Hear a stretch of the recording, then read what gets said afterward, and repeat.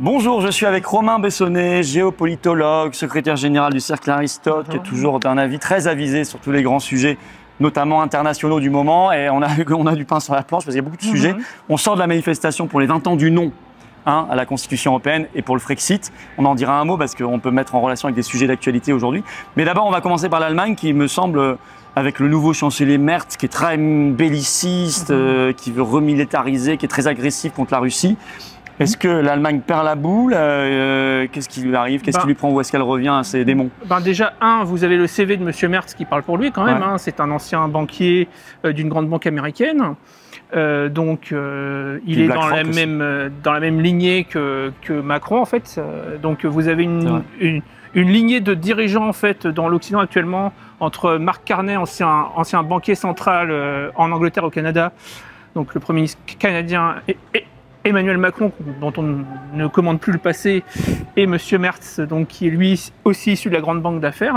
On a des dirigeants en fait qui pensent que les États se gèrent en fait comme des fonds d'investissement et qui n'ont en fait aucun surmoi en fait. Et donc, ils sont peut-être d'ailleurs un tout petit peu en conflit d'intérêts aussi. Parce que BlackRock est très impliqué en Ukraine quand même.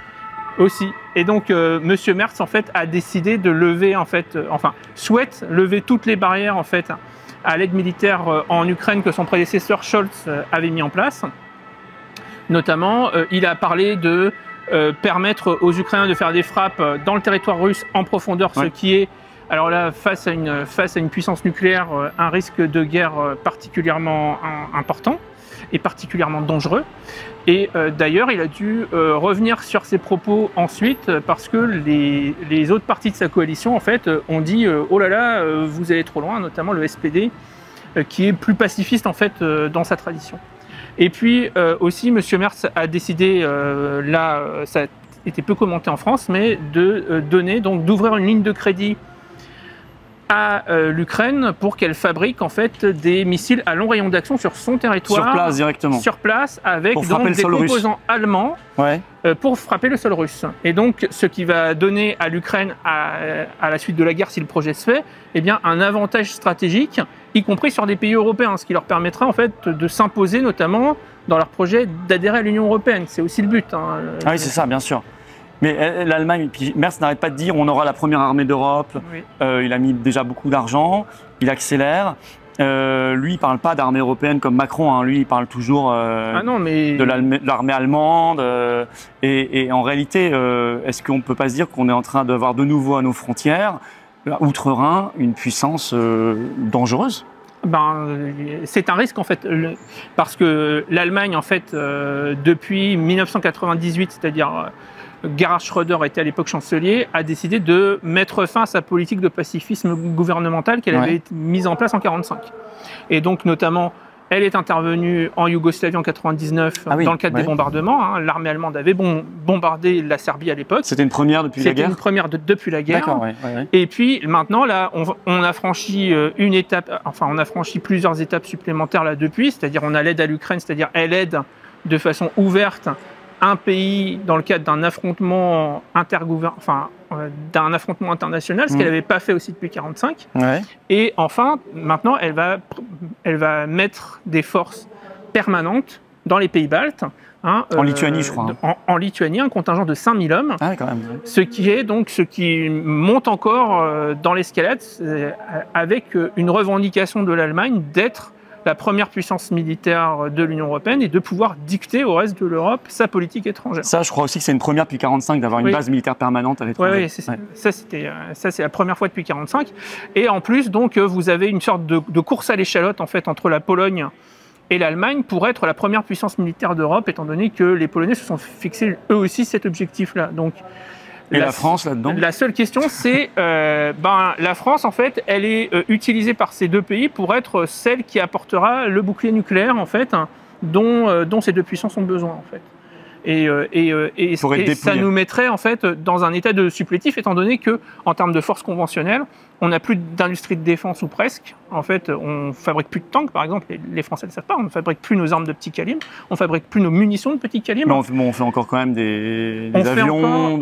On fait encore des avions. On fait encore des blindés, et des navires aussi. Des blindés légers et des navires, mais il y a certains pans de notre industrie de défense qu'on a déjà cédé à l'Allemagne. C'est vrai. Notamment les tanks. Ça, c'est terminé. Et dans l'industrie des drones, on est vraiment très en retard actuellement.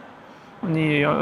On est beaucoup plus en retard que l'Ukraine, par exemple, mais d'autres pays aussi européens. Donc en fait, ces deux pays, la Pologne et l'Allemagne, ils veulent manger sur nous, notre dissuasion nucléaire et notre industrie de défense, se servir. C'est ça. Via l'Union européenne. Via l'Union européenne, en fait. Les fonds européens de défense vont servir essentiellement à dépouiller l'industrie française. Le patron de Dassault l'a dit récemment. Il l'a dit, oui.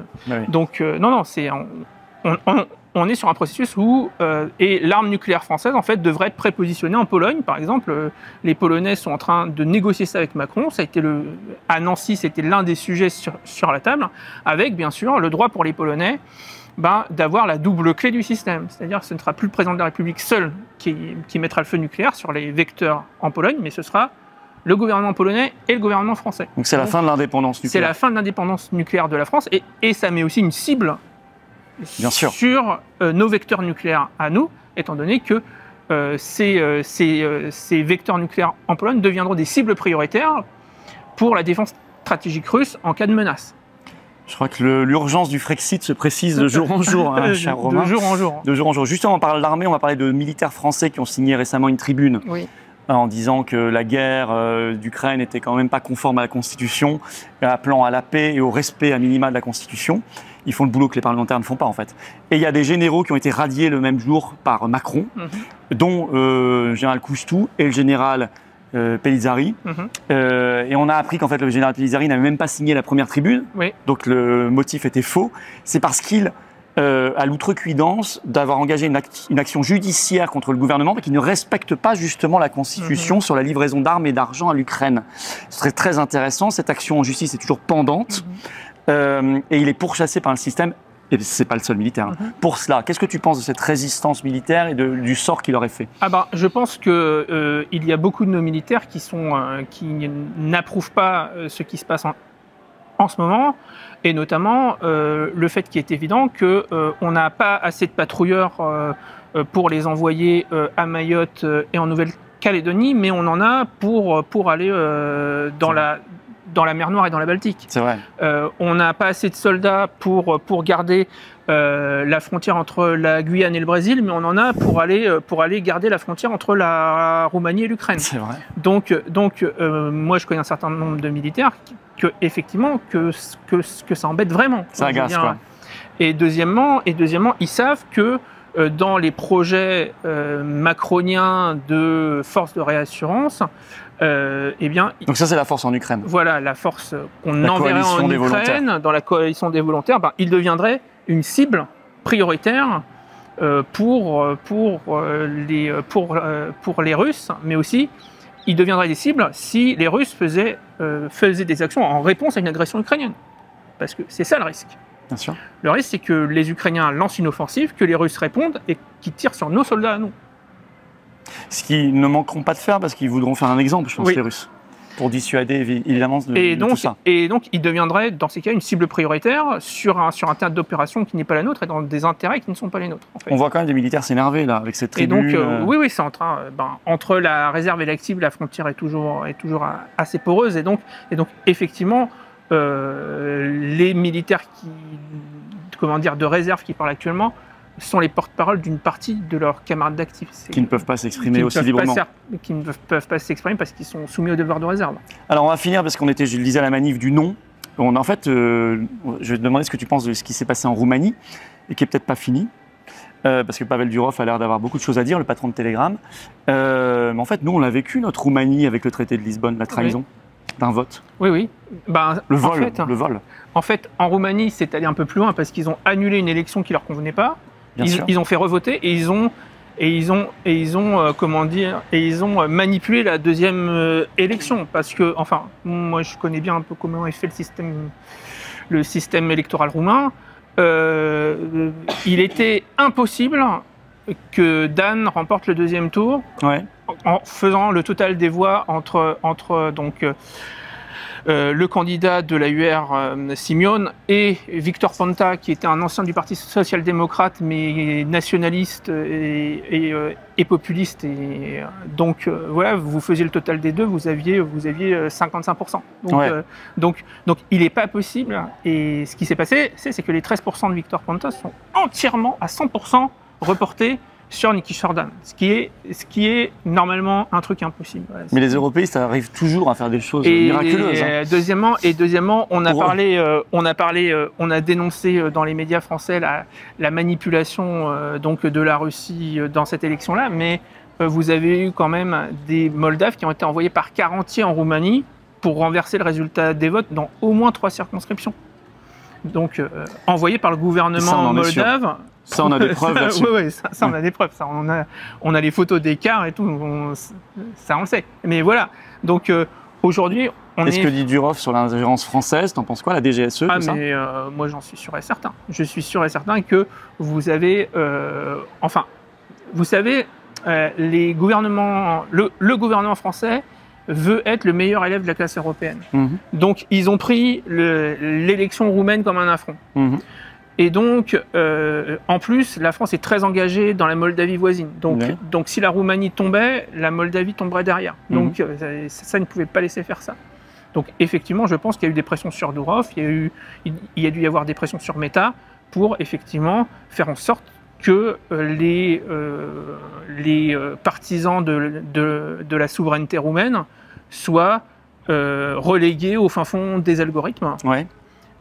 Pour porter au nu le candidat pro-européen.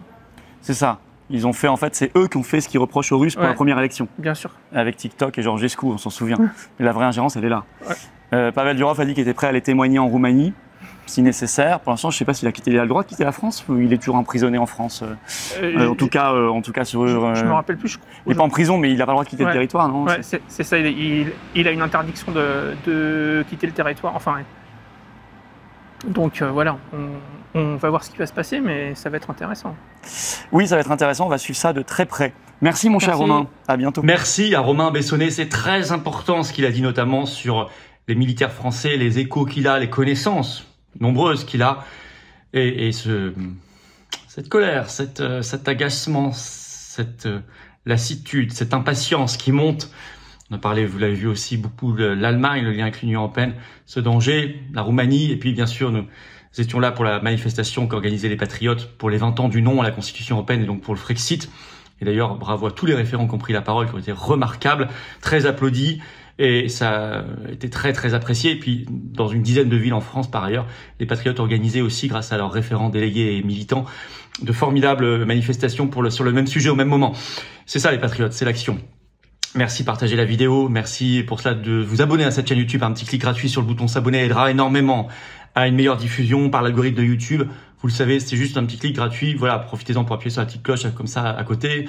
Vous êtes notifié ensuite dès qu'une nouvelle vidéo sort automatiquement. Vous le savez, nous avons des rendez-vous. Nous avons le samedi 14 juin, le grand rendez-vous national, la manif nationale au pied du ministère de la Santé, place Pierre-Laroque à Paris, contre la loi aide à mourir, euthanasie. Toutes ces dérives terribles qu'on a vues partout ailleurs. Et nous, on réclamera une grande loi aide à vivre qu'on détaillera à ce moment-là avec des témoignages forts. Organisez-vous, venez très très nombreux. Le 21 juin après-midi, je suis en grande réunion publique dans le Var à Fréjus, entrée gratuite, ouvert à tous, adhérents pas, mais il faut vous inscrire par le lien pour Fréjus sous la vidéo en description dès maintenant, tardez plus. Et puis le 13 septembre, Assise de la souveraineté 2025 à Arras, c'est immense, le plus grand événement souverainiste jamais organisé. 5 € l'entrée pour toute la journée, toutes les tables rondes, tous les ateliers, toutes les rencontres. C'est extraordinaire ce moment-là. Sous la vidéo en description, inscrivez-vous aussi dès maintenant pour Arras. Je vous attends, patriotes. Vous êtes d'accord avec ce qui a été dit dans cette vidéo? Vous êtes d'accord avec les actions qu'on mène, qu'on va mener, qu'on doit mener, et vous voulez soutenir le plus grand mouvement souverainiste et de résistance de France, parfaitement indépendant, qui n'a pas un centime de subvention publique ni d'aide des banques? Eh ben, vous pouvez le faire dès maintenant et apporter votre vision, votre expertise, vos convictions, votre analyse, en adhérant, réadhérant aux Patriotes ou en faisant un don au mouvement, je le rappelle, indépendant, qui n'a pas de financement public. Vous pouvez adhérer ou réadhérer, vous êtes les bienvenus pour des grands combats et des très belles valeurs de liberté, de souveraineté, de paix et d'avenir, de France, d'amour de la France, d'amour de l'humanité. Vous pouvez adhérer ou réadhérer aux Patriotes dès maintenant par le premier lien sous la vidéo en description. Tout le monde est bienvenu aux Patriotes. Ce lien est également en commentaire épinglé, petite fiche sur l'écran maintenant et dans quelques secondes un lien sur l'écran. Vous pouvez faire un don sinon au mouvement, nous permettre de financer nos actions, plus tracts, affiches, élections, opérations coup de poing, manif et tout le reste. C'est le deuxième lien sous la vidéo en description, sinon on peut pas le faire si vous n'êtes pas là. Les liens pour adhérer ou faire un don au mouvement sont également sur les-patriotes.fr, notre site bien sûr. Et je rappelle, ça fait baisser concrètement vos impôts puisqu'il y a 2 tiers de défiscalisation pour vous sur toute adhésion et don. C'est-à-dire que si vous mettez par exemple 300 €, ça enlève 200 € de vos impôts.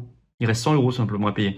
Si vous mettez 30 €, ça enlève 20 €, il reste 10 €. Si vous mettez 6 000 €, ça enlève 4 000 €. Si vous mettez 50 €, ça enlève 33 €, vous avez compris. Bravo aux donateurs et aux réadhérents, bienvenue aux nouveaux adhérents patriotes. Vive la France!